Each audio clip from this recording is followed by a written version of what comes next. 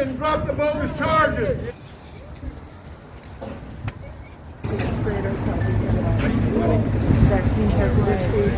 Hey,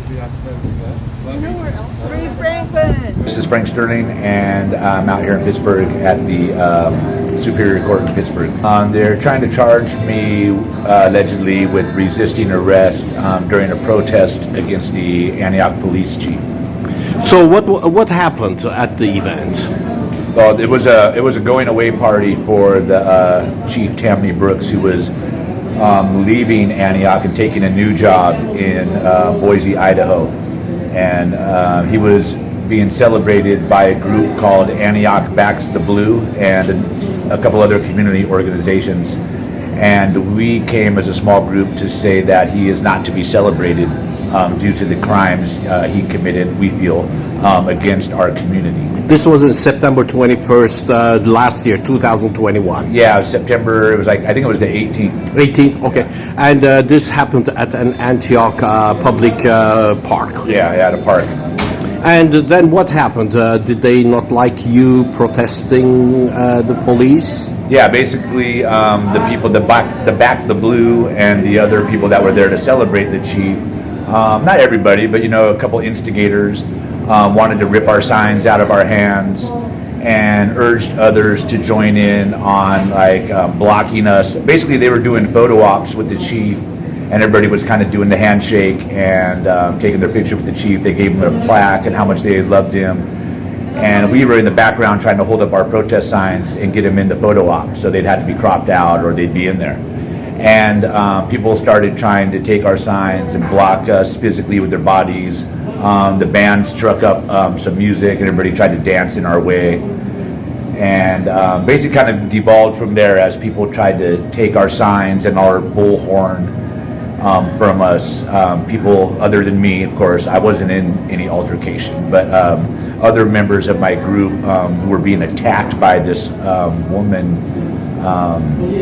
Denise Cantrell, who was physically trying to rip our protest signs out and our bullhorn.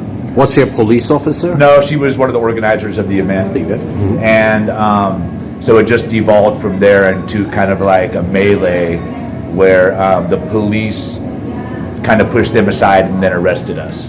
And the police officer that was leaving and going away, he had a history of events that had happened. That's why you were there. Can you touch a little bit on those? Yeah, there was a few things that had happened. One, he was celebrated when he first got there as someone that was going to make serious change, and he was our first African-American police chief. And then in the background, you realize and find out that, of course, he was hailed as a team player by the outgoing chief, someone that's been around Antioch all his life. And he had this great backstory about growing up poor in San Francisco and having troubled childhood, and who rose up to be this chief of police. But some of the things that he did was he authorized surveillance of activists, tracking their phone and their car through data tracking apps and other technologies. And they actually authorized a high-profile arrest of one of our activists out of town. Many people may be familiar with the overpass in Lafayette where they do the pro-Trump rallies. Anyways, they arrested her there in kind of a secret undercover operation where unmarked men grabbed her and dragged her to a car, and then police kind of literally came out of the bushes with an Antioch badge. So that's one of the things he did. He also, in one of those most high-profile cases of a killing by police in Antioch under this police chief, Angelo Quinto, where the police knelt on this young man's back and neck and killed him, he instructed the medical staff at the hospital, Sutter Delta, to not speak directly with the family and instead let the police have communications with the family. And they actually misled the family, like their son was, being treated. He was in the hospital, but they already knew that he is deceased and had stopped breathing at the house. The family saw the chest compressions in the house. Anyways, they wouldn't let the medical team talk to them and only let the police talk to them.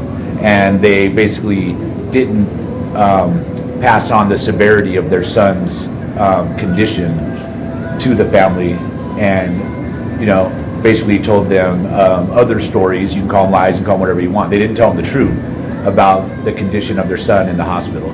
So those were two of the things that actually brought me there that day. You're a journalist, as I understand, and you do report on many issues. Is police brutality one of these subjects? And maybe that's why you are now facing these charges? It could be. I'm well known in town since I had a previous case in 2009, which all the charges were dropped on me when they tried to pin bogus charges on me then for brutality, battery on an officer, great bodily harm to an officer, and other bogus felonies that I was totally cleared of.